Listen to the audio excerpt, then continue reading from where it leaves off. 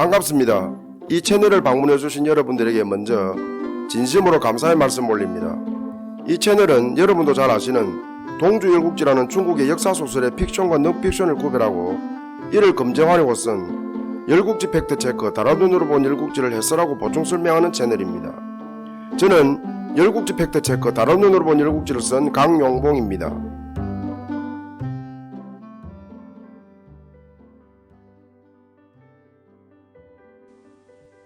이번 회차에서는 열국지 팩트체크 다른 눈으로 본 열국지 제1장 패자를 기다리며 제2절 소패 정장공 5. 정군과 천자군의 싸움 중에서 진나라의 변란에 대하여 살펴보겠습니다. 저는 오늘 살펴볼 열패열국지의 글을 쓰기 위하여 사마천의 사기, 자구명의 촌추자든 등의 문헌을 인용했는데요. 그 상세 내역은 자막으로 나가는 바이니 참고하시기 바랍니다. 기원전 707년에 조왕실이 정나라를 칠 때 채군을 이끌고 조왕실을 돕던 채계는 진군을 이끌고 함께 조왕실을 돕던 진나라 대부 백원제로부터 진나라에서 변란이 일어났음을 전해들었습니다. 진안공이 죽은 후에 진문공의 아들이자 진안공의 이복 동생인 공자타가 조카이자 세자인 면을 죽이고 스스로 군위에 올랐다는 것이었습니다. 그 후 채계는 천자군이 대피하는 과정에서 채나라로 돌아와 형이자 채나라 제후인 환공에게 진나라의 변란을 보고하였습니다. 그러자 채환공은 진나라의 변란은 아쉽지만 세자가 죽었으면 응당 차자가 군위를 이어야지 어찌 삼촌이 군위를 잇는단 말인가 라며 대로하였습니다. 채환공이 이렇게 분개한 것은 죽은 진안공과 자기 여동생 채이 사이에서 태어난 서자약이 있어서인데요. 만일 세자면이 군위에 올랐으면 별 도리가 없지만 이제 면이 죽었으면 응당 자신의 조카가 군위에 올라야지 어찌 역적 공자타가 제후가 되느냐며 격분한 것이었습니다. 이에 채환공은 채계에게 군사를 주어 진나라 사태에 개입하게 하였습니다. 채나라의 진나라 변란 개입에 대하여 살펴보기 전에 잠깐 진나라 역사에 대하여 살펴보겠습니다. 진나라의 시조는 순임금의 후예인 진호공만입니다. 순임금이 평민일 때 용임금의 두 딸을 얻어 규예에서 살았는데 그의 후손이 규예의 규자를 따서 규씨가 되었습니다. 순임금은 아들 상균이 있었음에도 불구하고 천하를 우에게 물려주고 상균은 제후로 봉했는데 이들 후손들은 하나라와 은나라 때 제후로 있기도 했지만 때로는 본국의 지위를 상실하기도 하였습니다. 이후 주무왕은 은나라를 멸한 후에 순임금의 후손들에게 봉주를 주려고 수소문하다가 우알보의 아들 규만을 찾아냈습니다. 그러고는 그가 믿음직하여 자기 장녀 태희를 아내로 주고 진 땅에 봉하며 순임금의 제사를 받들게 했던 것입니다. 진나라 역사는 진기세가에서 다루고 있는데요.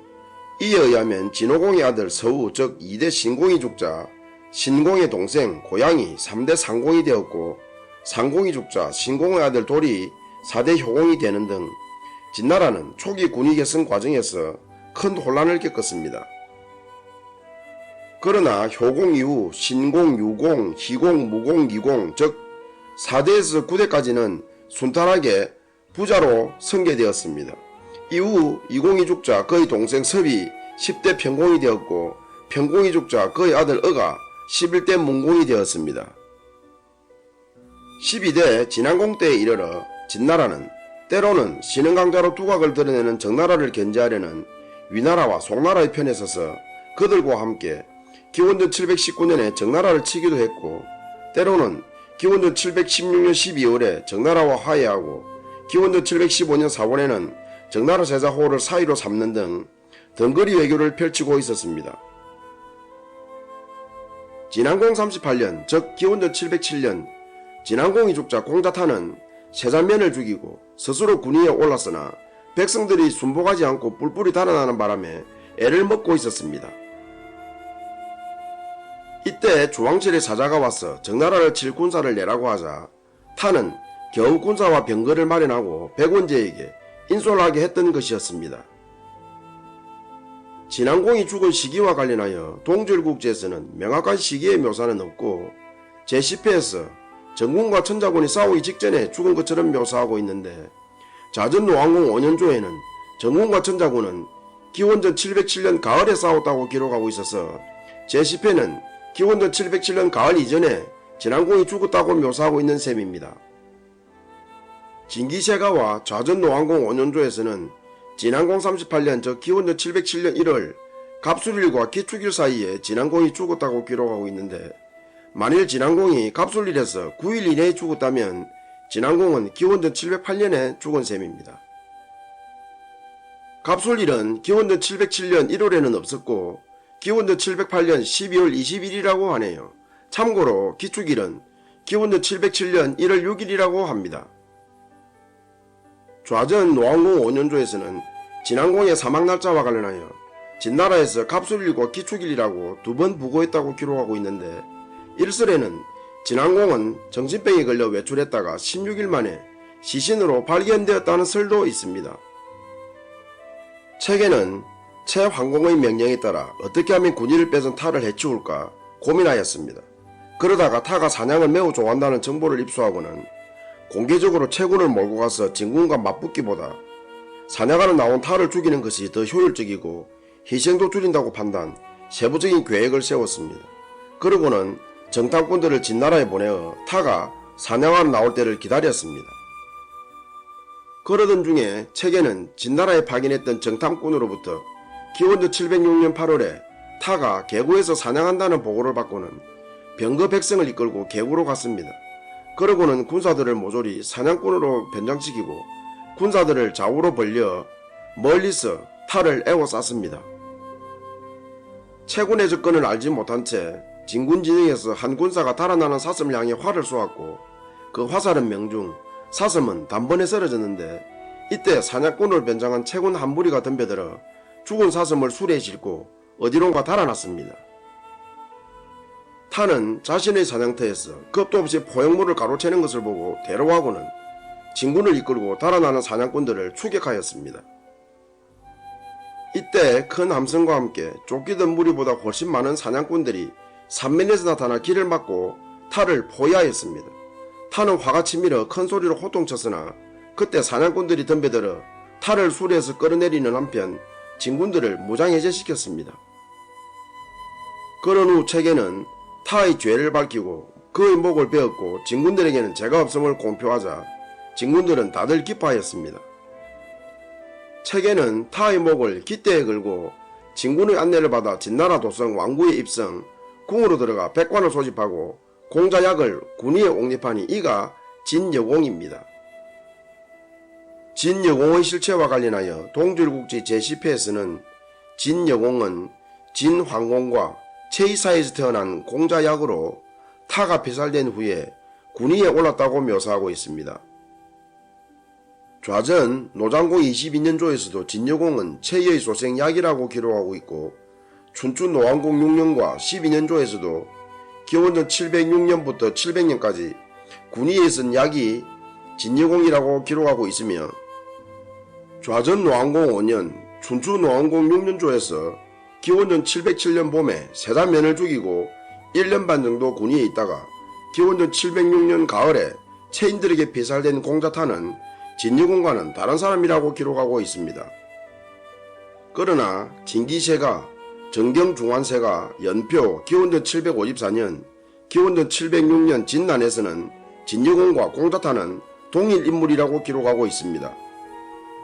또 진기세가에서는 공자타와 공자타의 자인 오보를 다른 사람처럼 기록하고 있고, 약은 진황공의 아들이기는 하나 진여공이 아니라 진이공이라고 기록하고도 있습니다.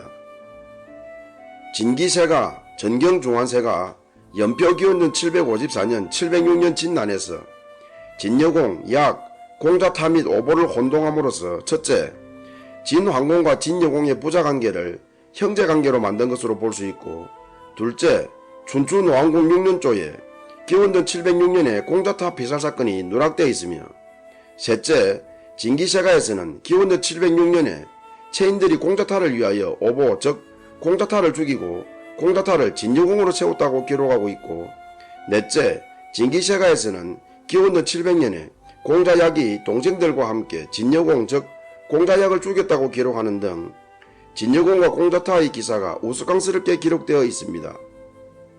또 진기세가에 의하면 진문공은 기원전 754년에 공자타를 얻었다고 기록하고 있고, 연표 기원전 754년 진난에서는 기원전 754년에 진안공포와 공자타가 함께 태어났다고 기록하고 있는데요. 포는 적자이고 타는 서자인 점, 사기에 있어서 세가와 사기표의 비중으로 볼 때 서자타의 출생기사는 진기세가와 연표 기원전 754년 진난에 기록된 것에 반하여 적자포의 출생기사는 진기세가가 아닌 연표 기원전 754년 진난에만 기록되었다는 것은 무언가 어색한데요. 이는 위에서 살펴본 바와 같이 진황공의 아들 진여공과 공자타를 혼동한 사마천의 착오에 기인한 것으로 추정됩니다. 사마천의 사기표는 사기 중 본기, 세가, 열전에 나오는 기사를 연대기적으로 나라별로 간략하게 정리한 것이어서 본기, 세가, 열전의 기사를 보조하는 기능인 점을 감안하면 사기표는 세가에 비하여 비중이 떨어진다고 보아야겠죠? 한편 정경중환세가에서는 체인들이 체의소생인 공자타를 위하여 병이 심한 진황공과 세자면을 죽인 후 타를 진여공으로 세웠는데, 진여공은 군위에 오른 후 채나라 여자를 아내로 맞았다고 기록, 공자타와 진여공을 혼동한 기사이지만 진항공의 죽음과 관련하여 모종의 음모가 있었던 것처럼 기록하고도 있습니다.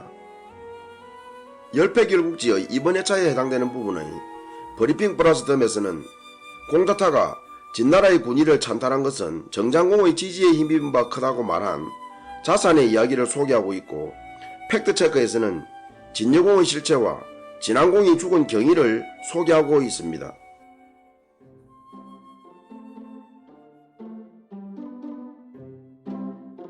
여러분, 처음 만난 노숙인들끼리 적극적으로 100달러를 걸고 팔씨름 대결을 벌였다면 그 승자의 표정은 어떠했을까요? 엉뚱하고 재미있는 적극적 상황을 연출하는 동영상 제작으로 유명한 유튜브 모델 프랑크스타가 2014년에 업로드한 동영상인데요.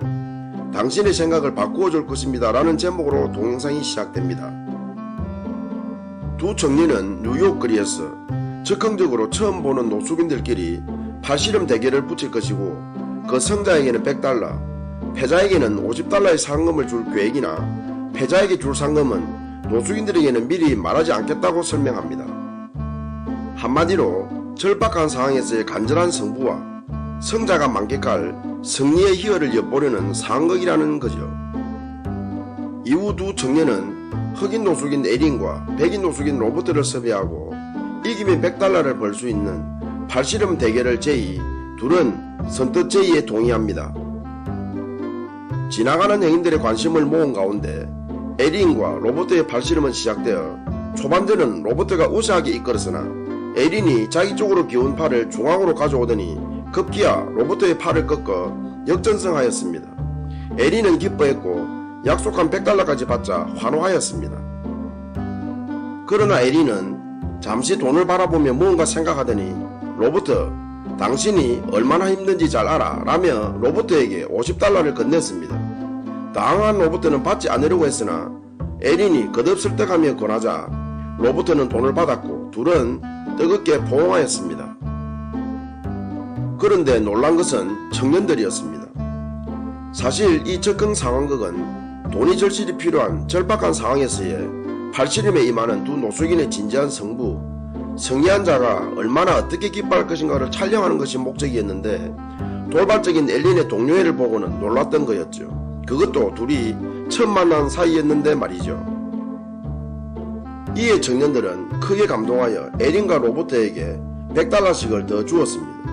그리고 팔씨름 대결을 지켜본 행인들도 팔씨름 내내 진지하게 지탱되던 승부욕과 소유욕의 인간의 본성을 뛰어넘는 에린의 감동적인 동료애와 승자와 패자 없는 에린과 로버트의 돌발적인 포옹에 크게 감동받았다고 합니다. 짜여진 각본이었다면 그렇게 감명을 주지는 못했겠죠. 이들은 배우가 아니었으니까 말이죠. 물론 이 영상이 노숙인들을 재미나 실험 대상으로 삼았다는 비판도 있습니다만, 어려운 처지에 있는 사람들끼리 동정하고 돕는다는 뜻의 동병상련의 신뢰를 보여준 상황극이 아닌가 하는 점에서 의미 있다고 생각합니다. 그런데 좀 찝찝한 것은 물론 초상권 문제 등의 다른 법적 문제를 피하려고 한 것이었겠지만, 노숙인들은 동영상이 촬영된다는 것을 미리 알고 있었고 또 길거리지만 지켜보는 사람들이 많은 상태여서 과연 에린의 동료를 순수하다고 볼 수 있을지 의문입니다. 즉 에린의 행동이 동영상 제작진과는 전혀 교감이 없었다고 하더라도 에린 스스로 쇼맨십을 발휘하기 위한 스스로가 만드는 각본은 아니었는지 말입니다. 구독과 좋아요 꼭 부탁드립니다. 끝까지 시청해주셔서 감사합니다. 다음 회차에서 뵙겠습니다.